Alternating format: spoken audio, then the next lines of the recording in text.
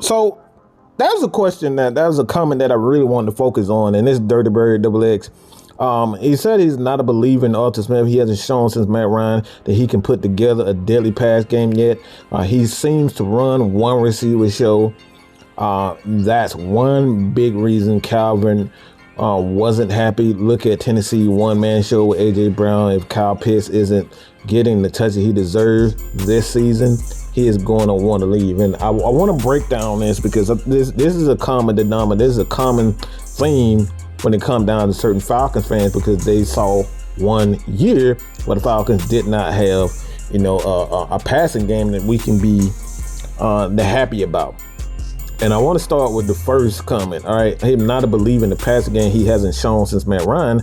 Well, that's not necessarily true. If you look at the numbers, hey, we always talk about the fastest stats and the truth. You look at the numbers, first year in 2019, 39-56, 29 touchdowns 2019 with the Titans. And in the following year, 38-26, 33 touchdowns 2020 with the Titans. And then the first year with the Atlanta Falcons, Matt Ryan, 39-87, 20 touchdowns, 21. And then last year, ironically, one of the worst quarterbacks in the league, throwing the ball was Marcus Mariota, and a young quarterback in Desmond Ridder. They passed with 22, 27, 17 touchdowns. So it's not necessarily true when you talk about Arthur Smith hasn't shown any consistency in the passing game. Again, you go back last year, the Falcons had a history. Okay, listen to this very closely. The Falcons had a history making dead cap hit.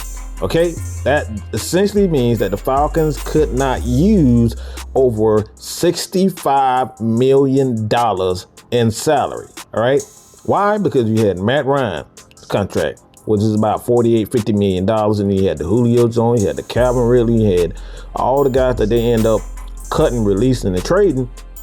All of that is a cap hit. So that's about $80 million plus that you can't use this in 2022. So we're going to punish him for cap hit and not having the players available when you're playing with guys like Russell Gage, who's your number one option. Okay, let's just keep that real. Russell Gage was your number one option, right? And then you got other guys, like Olamide Zaccheaus, who was your number one option. So what quarterback, what coach is going to be able to put up 4,000 yards passing when Olamide Zaccheaus is your number one target? All right, number one target. He's your number one receiver. Kyle Pitts was hurt last year. Again, what are you going to do without Kyle Pitts being able not only to play because he got injured, but when you got a quarterback like Marcus Mariota, who has one of the worst catchable ball radius and averages in the NFL. That means a lot of his passes were inaccurate. So it wasn't even catchable. He had one of the worst, all right, catchable ball radius, averages, all of this. He was one of the worst. Okay? One of the worst. And Kyle Pitts was one of the main ones that he was unable to get to it. That is not an Arthur Smith fault. All right, that's not an Arthur Smith fault. So when it all comes down, I understand why people, why they might be upset or they might not believe in it. But the fact of the matter, when he has his weapons, Arthur can put up. And you look at, just look at everything in its entirety. One thing I want people to understand, if you don't have the talent, if you don't have players, the Falcons have CP, Bijan, Tyler Algier, Jonnu Smith, Kyle Pitts, Drake London, Mac Hollins. These guys have more weapons this year than they've had last year and the previous year before that. You cannot expect a coach to put up big numbers when you don't have players. That's the biggest thing. We just think that coaches are going to be able to put together some elaborate scheme and all this type of stuff with players that can't run the particular scheme. You're not going to win a lot of games when Olamide Zaccheaus is going to be your number one receiver. He's 5'8", barely 200 pounds, and this is your number one receiver, and then we expect him to put together a consistent passing game when these guys are your first?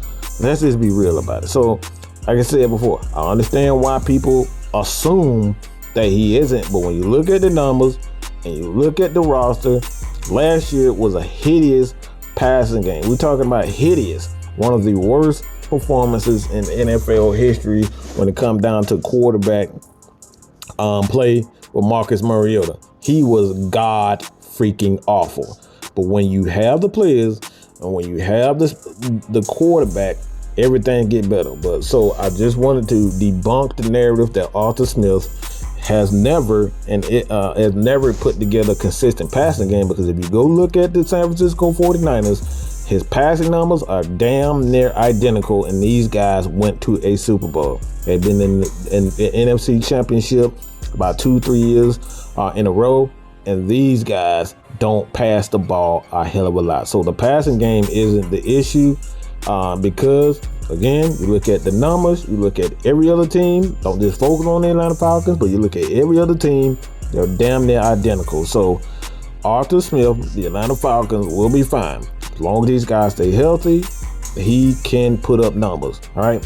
He's one of the best guys in the red zone. He's one of the best guys when it comes down to passing game averages and yards after the catch and all this type of thing. This is what he does. So let me know what you guys think about this. This has been your boy, man, Mike. I'm out of here, man. Peace.